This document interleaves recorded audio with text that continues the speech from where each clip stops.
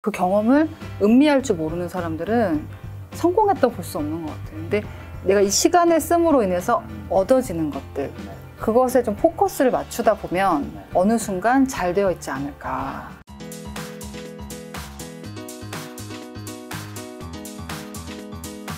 자, 이번에는 좀 두 번째 주제 좀 다뤄보려고 하는데요. 어떻게 보면 학벌과 교육에 대한 이야기인데, 네. 어떻게 보면 또 아나운서님과 제가 학교가 극과 극이에요. 저 아나운서님은 이제 서울대학교, 대한민국 최고의 대학교의 그 언어 관련된 학과였죠. 네, 언어 경제학 두 개 전공했어요. 네. 그리고 저는 이제 대구에 있는 계명대학교. 네. 경영학과를 졸업했는데, 서울대 출신 아나운서라고 하면 네. 실제로 굉장히 성공적인 삶을 살 거라고 많은 분들이 예상할 수밖에 없을 것 같아요. 실제로 이제 아나운서님은 비록 좀 주변 분들을 봤을 때는 대체로는 어때요? 이게 아마 저한테 몇 년 전에 물어보셨으면 아니에요. 사람 다 똑같아요. 이랬을 거예요. 네. 실제로 서울대 나왔는데도 힘들게 사는 분들도 있어요. 제 그렇죠. 친구들 중에서도. 당연히 있죠. 근데 저도 제가 힘들다고 생각했거든요. 그런 거 말고 이거는 다른 이제 사람들과 비교를 했을 때. 아니 왜냐하면 저는 왜 그렇게 생각했냐면 저는 아나운서를 했잖아요. 그러니까 아나운서는 서울대도 있지만 그렇지 않은 분들도 있어요. 그리고 학벌이 그렇게 중요한 직업이 아니에요. 제가 해보니까. 방송만 잘하면 되니까. 그러니까 저는 사실 제가 서울대 나온 득을 못 봤다고 생각했어요. 아마 몇 년 전에 저한테 물어봤으면 좋은 학교 갈 필요 없어요 이랬을 거예요. 근데 제가 이제 40이 넘고 아이들 키우다 보니까 득을 본 건 없지만 삶에 있어서 많은 리스크를 피해왔구나 하는 생각이 들어요. 좋은 멘트. 그러니까 여러분 아까 리스크를 감수해라 퇴사할 때. 근데 이건 반대 얘기인데 많은 분들이 좋은 학벌을 추구할 때 사실 서울대 나온다고 대단해지는 건 아니에요. 그리고 서울대 나와도 망할 수 있어요. 근데 내가 중년이 되어서 중년같이 보이진 않지만 자꾸 보여요 이제 중년의 냄새가 느껴져 어디서. 근데 제가 이제 좀 아이도 키워보고 경험을 느껴보니까 물론 뭐 사람 사는 데 다 똑같아서 어디나 기준을 벗어난 경우들은 물론 있지만 그래도 대체로 이제 공부 잘했던 친구들은 그쵸. 대체로 성실하고 그쵸. 대체로 비슷하게 살았던 것 같아요. 인성은 다를 수 있는데 그쵸. 어느 정도 좀 잘 된 사람들이 아무래도 많겠죠. 네. 그리고 리스크를 회피할 수 있는 왜냐면 제가 그 김 작가님 나온 학교가 리스크란 뜻은 절대 아니고 절대 그렇게 생각하지 절대 않습니다. 그런 뜻 아니고 저는 김 작가님 볼 때 되게 놀란 게 너무 똑똑해. MC 너무 잘 봐. 이런 분도 있어요. 그리고 서울대 나와도 자기가 아무런 노력을 안 하면 무식한 사람이 있어요. 있죠. 저예요. 근데 제 얘기는 그래도 이제 굉장히 좋은 환경이었다. 특히 저는 이제 제가 졸업하고 나서 저희 모교를 가보고 되게 놀랐어요. 다닐 때는 잘 몰랐는데 정말 시설이 너무 좋고. 그렇죠. 네. 대한민국 기업들이 장학금도 사실 많이 주고 지원도 많이 해주고 학생들도 그래도 대체로 열심히 공부하려고 하고 그러니까 많은 그 삶을 살다 보면은 학벌이 내 발목을 잡는 경우가 있는데 적어도 저는 그런 경우는 없었다. 근데 다만 선입견이 있었어요. 제가 이제 방송국 입사할 때는 서울대 출신 아나운서가 많지는 않았거든요. 되게 소수였어요. 저희 들어갈 때만 해도. 그래서 이런 표현하면 죄송합니다만 이렇게 서울대 약간 그 컴플렉스 있으신 분들이 있습니다. 있습니다. 있을 수 있죠. 여러분 얘기하는 게 아닙니다. 가끔 있어요. 왜냐면 예를 들면 나 서울대 너는 떨어졌다든지 이런 그 아픔이 있으신 분들이 있어요. 그러면 괴롭혀. 서울대 나온 애들은 원래 다 이러냐? 이래요. 그렇죠. 특히 대한민국에서 이제 나이가 있으신 기성세대 분들은 학벌이라는 게 정말 성공의 중요한 척도였으니까. 근데 그걸 가지고 실제로 그것도 있어요. 저도 기업에서 들었는데, 기업에 이제 예를 들면 누가 팀장이 2명이 동시에 올라왔는데, 한 명은 서울대, 한 명은 뭐 지방의 국립대야. 근데 대체로 다른 게 비슷해. 그러면 위에서도 서울대. 그러니까 학벌이 리스크는 안 된다는 거죠. 근데 저는 어릴 때 힘들었던 거는 약간 꼬인 분들이 특히 제가 서울대 나온 여자잖아요. 지금은 세상 많이 바뀌었는데 저 들어갈 때 정말 서울대 출신 아나운서 별로 없었어요. 그러니까 약간 방송국에서도 좀 부담스러워한다든지 아니면 제가 뭘 잘못하면 서울대 나와서 잘못한 게 아니거든요. 근데 넌 서울대 나왔는데 왜 이거밖에 서울대 나와서 이거밖에 안 하냐? 아니면 반대로 서울대 나와도 별거 없네.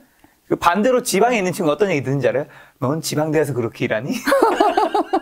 이게 어느 쪽에 다니든 그거를 안 익었게 보는 분은 그분의 문제인 것 같아요. 그쵸, 그쵸. 네. 네. 그래서 저는 사실 이 학벌 측면에서 조금 더 현실적으로 그 어떻게 보면 아나운서님보다 좀 더 냉정하게 얘기할 수 있는 거는 아나운서님은 사실 좋은 대학이니까 그거를 조금 아닌 분들에게 뭔가 냉정 현실적인 멘트를 하기 좀 부담스럽잖아요. 그렇죠, 부담스럽죠. 근데 사실 저는 제가 지방대학교를 나왔기 네네네. 때문에 특히나 저는 이제 뭐 서울이든 지방이든 뭐 대학을 굉장히 강연을 많이 갔었는데 네. 냉정하게 말해서 이 학교의 우리나라의 서열이라는 게 있다면 이 서열에 맞춰서 그 대학의 학생들의 태도가 약간은 아닌 부분은 저는 있다고는 맞습니다. 봤어요. 예, 예. 저는 이제 참 여기 참 조심스러운데 네. 저도 이제 아나운서로서 특강을 많이 하거든요. 그러면 사실 어느 대학을 가면 나 되게 충격받았던 게 스티브 잡스를 모르는 애들도 있더라고요. 대학생인데. 아니 그리고 약간 질문의 퀄리티가 좀 다르긴 해요. 근데 그게 내 환경이라면 그쵸. 좀 달라질 수 있고 또 대한민국이라는 데가 이제 우리 살다 보면은 굉장히 어려운 일을 많이 닥치잖아요. 맞아요. 근데 어쨌든 저도 이제 공부를 열심히 했었어요. 저 하루에 2시간 자면서 했거든요. 어쨌든 공부를 잘하기 위해서는 그게 뭐 학원 뺑뺑이를 돌렸고 엄마가 뭐 막 푸시를 해서 했건 간에 정말 고도의 경쟁을 10대 때 해본 거잖아요. 그렇죠. 매사가 그런 건 아닌데 약간 내가 어려움을 극복해 본 경험이 있죠. 있다는 거는 성취 경험이 있잖아. 되게 중요하다. 예. 안 되는 문제를 풀어본 경험. 그렇죠. 내가 10대 중후반에 네.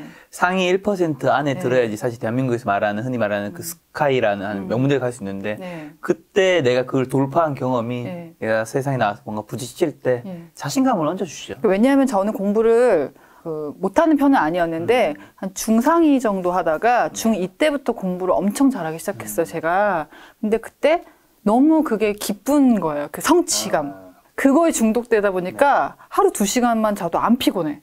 공부가 너무 재밌는 거예요. 근데 그거를 10대 때 느껴본 거잖아요. 성취가 얼마나 사람에게 짜릿함을 주는가. 물론 그 다음에 제가 고등학교 가서는 제가 좀 공부 잘하는 학교 갔거든요. 애들이 너무 공부 잘하니까 좀 공부벌레처럼 해도 안 나와서 좌절감도 느꼈지만은 잘하는 애들끼리 경쟁이잖아요. 그러니까 거기서 성취감을 느끼는데 보통은 이제 그 성취감이라는 거를 나이가 들어서 열심히 살다 보면 또 느낄 수도 있지만 어쨌든 남들보다 빠른 시간에 느껴봤다는 거는 특히 어릴 때 성격이 이런 것들이 형성되니까. 큰 경쟁력인 것 같아요. 네. 여러분 여기서 오해하면 안 되는 거는 저희가 학교가 나쁘다 해서 안 된다가 아니라 네. 학교가 좋은 분일수록 당연히 좀 유리할 수 있는 기회나 이런 것들이 있는 거고 아닌 분들은 더 열심히 해서 그럼요. 왜냐면 그분들은 어쨌든 중고등학교 열심히 했기 때문에 좋은 학벌을 가진 거고 그게 아닌 분들은 그때 열심히 좀 덜 한 거니까 대학교 때부터 더 열심히 뭔가를 채워야지 된다라는 얘기인 그러니까 제가 대학에 서열화를 부추기는 건 절대로 아니고 그렇죠. 이게 현실이고 또 사람이 공부를 열심히 하건 안 하건 결과가 똑같다면 그건 잘못됐다. 그거는 자유시장 경제가 아니잖아요. 그렇죠. 예. 자 그러면 서울대학교 졸업하고 모든 사람이 또 잘 되는 건 아니잖아요. 아니죠. 아니에요. 여기서 잘 된 사람과 안 된 사람은 좀 크게 어떻게 구분돼요? 뭘로 나뉘는 것 같으세요? 다 공부는 잘했던 사람인 거니까이지 일단은. 네네. 누가 거기서 성공하고 누가 거기서 성공을 못하는 걸까요? 저는 사실 일적인 것보다는 나이가 이렇게 되니까 여러 가지 걸 같이 그 고려를 같이 하게 되는데 저는 물론 사회적인 성공도 되게 중요한데 가정적으로 성공하는 게 더 어려운 것 같아요. 가정적으로? 네. 그러니까 그거는 학벌이랑 아무 상관이 없어요. 없지. 다만 좋은 학교를 나오면 아무래도 수입이 안정된 직장을 들어갈 확률이 높아지고 또 비슷한 배우자를 만날 확률이 높아지다 보니까 적어도 경제적인 문제 때문에 싸울 확률은 낮아지지만 그렇죠. 요즘 청년들이 많이들 포기하시는 결혼과 출산을 포기하는 이유가 경제적인 어려움이라는 게 있는 거잖아요. 그렇지만 제 친구 중에 서울대 나와서 정말 잘된 친구도 있어요. 있는데 신랑이 바람을 폈어. 그럼 굉장히 끔찍하게 사는 거예요. 그러니까 이게 사람의 성공이라는 게 뭐냐. 이게 질문 너무 어렵지만은 그래도 이제 잘 되신 분들 보면은 계속 이제 과함 안 사서. 이런 일 처음 듣지 않아요? 이 채널에서. 나도 이 말 처음 했다. 근데 이게 진짜 중요한 것 같아요. 그렇죠. 저는 제가 이 채널의 알고리즘과 상관이 없는 것 같은데 여러분 돈 많이 벌려고 주식해서 부자 되려고 우리 김 작가 TV 많이 보시잖아요. 근데 이 모든 것은 가족의 행복을 위해서 하는 것이라는 거 잊지 않으셨으면 좋겠고 서울대 나와서 재벌된 친구도 있고 잘된 친구도 있고 하지만 가정적인 문제는 사회적 성공과 비례하지 않는다. 그게 안 되면 아무리 성공을 해도 굉장히 힘들더라. 예. 저도 늘 행복하지만은 않았습니다. 더 이상 공부 잘한다고 네. 학벌이 높다고 성공하는 세상은 아니라고 보세요? 어떻게 보세요? 저부터 먼저 말씀드리면 저는 예전보단 아니지만 그럼에도 학벌이 높거나 공부 잘한 분이라면 확실히 더 유리하긴 하다. 그러니까 이게 내가 어느 집단에 들어가느냐의 문제일 것 같은데요. 어느 정도 사는 데까지 학벌이 중요한 것 같아요. 의사를 예로 들어보면 옛날에 의사가 진짜 돈을 많이 벌고 사회적 존경을 받는 직업이었거든요. 맞아. 근데 지금은 너무 자산 인플레가 심하다 보니까 의사나 변호사들도 힘들다는 분들이 있어요. 꽤 많죠. 물론 그보다 저소득인 분들은 정말 너무 화가 나는 얘기겠지만 이제 실제로 이제 저희 학부모들 가운데서 아이가 의대 가길 바라시는 분들 있잖아요. 근데 그분들이 뭐 얘가 돈을 되게 많이 벌길 원하진 않아. 지금 보니까 의사가 된다고 다 버는 게 아니라는 거 아니까 어느 정도 안정적이길 바라는 거죠. 그런 안정에 포커스를 맞춘다면 여전히 학벌이 어느 정도 영향을 미치지만 좋은 말이다. 안정을 원한다면 이렇게 세상이 너무 바뀌다 보니까 의사 변호사조차도 옛날만큼 고소득만으로 규정 지을 수 없는 거야. 그렇죠. 그러니까 의사여도 제가 아는 분 중에 진짜 큰 부를 일으키신 분들은 의사면서 의료 관련 사업을 한다든지 의사면서 병원을 기업화한다든지 하는 분들이었지 그냥 의사만 해서 잘 번 분은 없었단 말이에요. 하지만 어느 정도 먹고 사는 데는 굉장히 좋은 백그라운드가 되는 거니까 안정에 포커스를 둔다면 학벌이 여전히 역할을 한다. 하지만 우리 김 작가님 또 신사임당 네. 신사임당 어디 나는지 모르겠지만 신사임당님이 단국대학교 나오셨나요? 의외로 서울대일까 봐 말해놓고 아니 단국 그쪽 아니에요. 저희 남동생도 단국대 나왔습니다. 근데 이런 분야는 네네. 학벌이랑 아무 상관이 없잖아요. 없죠. 본인의 꾀, 지혜, 센스, 끼 이런 게 훨씬 중요하잖아요. 저는 서울대 나온 저는 4만이에요. 분야. 여러분 우리에게도 가능성이 있다. 가능성이 있다. 사실 이 방송 보는 중에서 네. 서울대 몇 명 되겠어. 여러분 만약에 내가 학벌이 나의 안정의 발목을 잡고 있다. 나의 발색의 전화를 통하면 여러분 재벌될 수 있어. 있잖아 여기. 어른한 건 아니고. 자 그러면 그럼에도 불구하고 공부를 해야 하는 이유랑 그 다음에 어떻게 보면 어머님 자녀분이 두 분 계시니까 어머님이 서울대학교를 나왔는데 자녀 교육은 좀 어떻게 하고 있는지도 궁금해요. 저 이제 아이에게 공부를 가르칠 때 내가 왜 얘에게 공부를 가르치느냐. 저는 그렇게 생각해. 애가 정해진 시간에 책상에 앉아서 뭔가를 해보는 경험.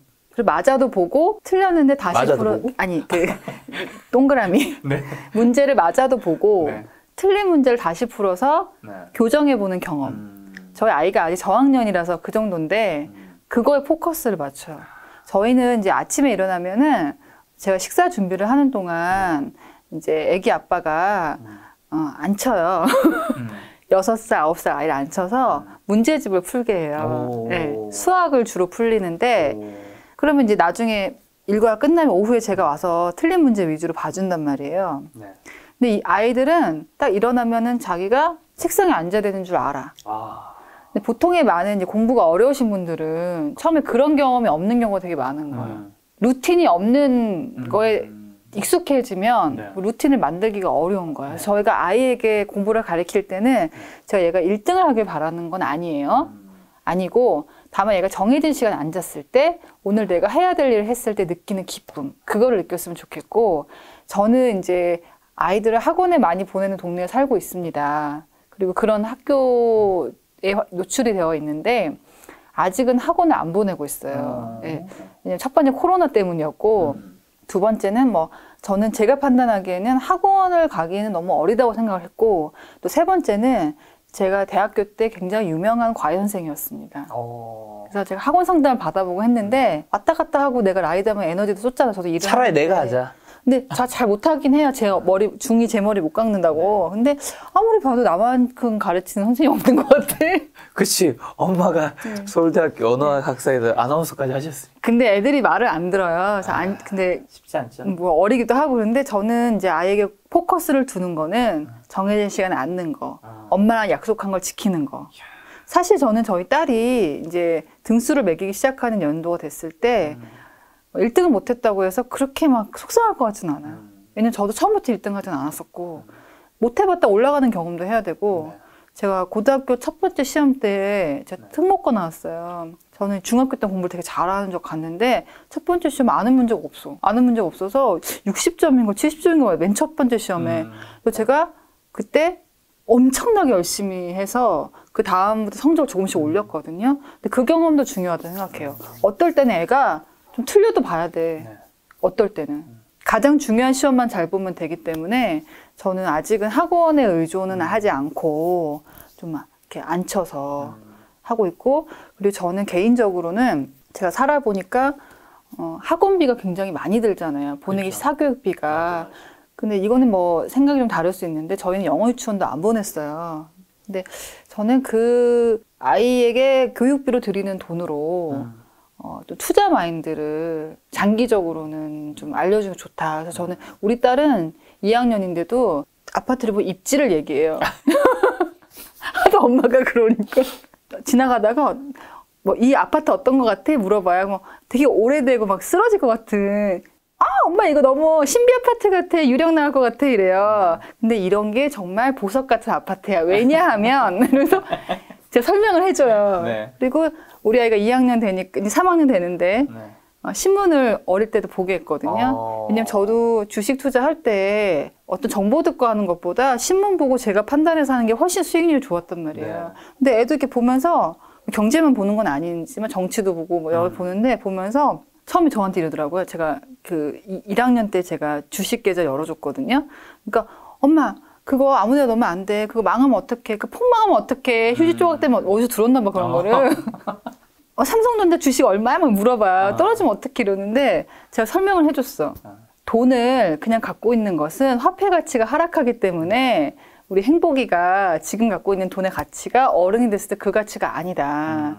근데 여기다 넣어두면 삼성전자 아저씨들이 열심히 일을 하잖아?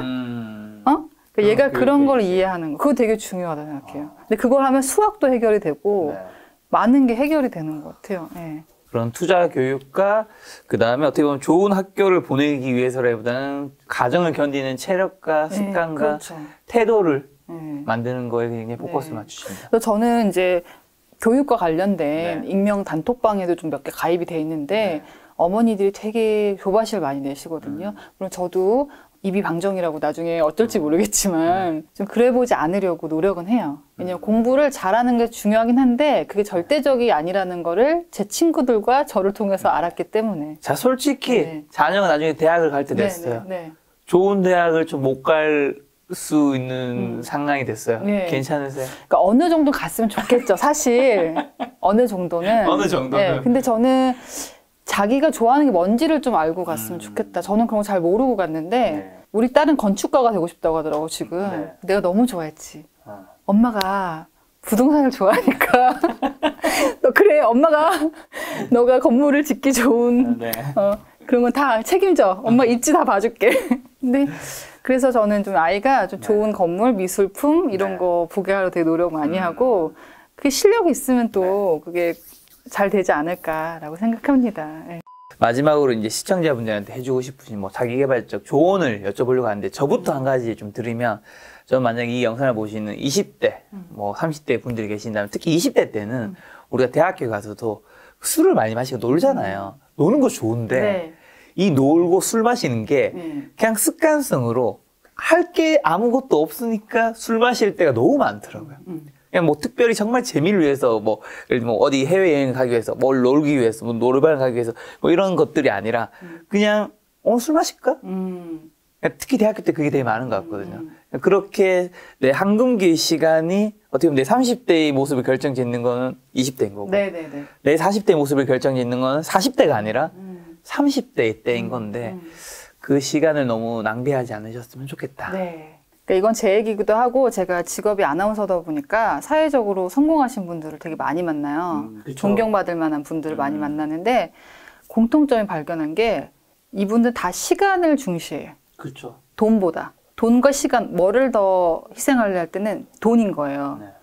그런 공통점을 느꼈다. 예를 들면 여러분 앞에 맛있는 음식이 있어요. 최고급 경험을 줄 수 있는 음식이 있어도 내가 돈이 많은 부자여도 막 허겁지겁 먹고 그 경험을 음미할 줄 모르는 사람들은 성공했다고 볼 수 없는 것 같아요. 근데 되게 그 시간, 내가 이걸 하고 있는 시간, 지금 김 작가님하고 나올 때도 내가 여기서 얻어지는 어떤 경제적인 이득보다는 네. 내가 김 작가님한테 배우는 거, 네네. 유튜브를 보고 계신 가운데서도 내가 이 시간을 씀으로 인해서 얻어지는 것들, 네. 그것에 좀 포커스를 맞추다 보면 네. 어느 순간 잘 되어 있지 않을까. 그렇죠. 네. 어떻게 보면 내가 유튜브를 할 때든 뭐 아나운서를 할 때든 회사에서 일을 할 때든 아니면 친구들과 술 마실 때든 저는 네. 제일 중요한 시간 관리 중 하나는 네. 그냥 그 시간에 오로지 집중하는 충실하는 거. 거죠. 네. 그게 저는 최고의 시간 관리지 않을까. 보통 우리 학교에서 공부할 때도 뭐 지금 A 과목을 하고 있는데 B 과목을 공부하고 있다거나 네. 뭐 C 과목을 숙제를 하고 있다거나 네. 이것도 아니고 저것도 아닌 걸 할 때가 사실은 사회생활 나왔을 때도 그게 맞아요. 너무 많고. 네. 그러니까 저 프리랜서로 살고는 있지만 제가 파이프라인도 여러 개고 하는 일도 여러 개고 엄마로서 역할도 있고 역할 되게 많은데 그 많은 역할들을 다 잘해내기 위해서는 그 하나의 역할을 수행하는 순간에는 거기에 집중하는 거죠. 내가 그걸 집중을 안 하면 그 시간은 버린 거예요. 그렇죠. 근데 그게 쌓이다 보니까 저도 사실 제가 방송을 이렇게 오래 할 줄 몰랐거든요. 하고 있고 어느 순간 엄마도 되어 있고 네. 그렇더라고요. 예. 네. 어떻게 보면 저는 아나운서님이 마지막 멘트 되게 좋다 생각하는 게 네. 요즘에 되게 N잡 시대잖아요. 맞아요. N잡 시대라는 건 그만큼 내가 다양한 관심사와 목표가 있다는 건데 그만큼 내 시간이 이렇게 다양하게 쓰다 보면 이게 딱 그것만 하고 끝내고 할 그게 잘 안 되잖아요. 맞아요. 예. 다 시간도 좀 얽히면서 네. 효율성이 굉장히 좀 떨어질 수도 있지 않을까. 그런 얘기를 제가 들었는데 4차 산업혁명 시대에 필요한 인재는 스마트폰 같은 사람. 뭐 무슨 얘기냐면 스마트폰은 딱 키는 순간에 전원이 되지만 전원을 끄면 꺼지잖아요. 그쵸. 사람도 그게 돼야 된다는 거예요. 그러니까 내가 사회적인 나와 개인적인 나, 또 다른 N잡일 경우 다른 일을 할 때 나는 다 구별돼야 되고 그때마다 서로 영역을 침범하지 않고 이거 할 때는 집중. 네. 그게 결국 내 시간을 온전히 질적으로 우수하게 쓴다는 거죠. 예. 그렇죠. 많은 분들이 아나운서님 말씀을 듣고 그 시간에 오로지 집중해서 좀 더 발전한 2022년이 되었으면 좋겠다는 생각이 들었습니다. 네. 오늘 만남의 손님은 조수민 아나운서님이었습니다. 지금까지 여러분 소중한 시간 함께 해주셔서 정말 감사합니다. 고맙습니다. 오늘도 김 작가였습니다. 네, 고생 많으셨습니다. 고맙습니다. 나 너무 이렇게 해도 되나?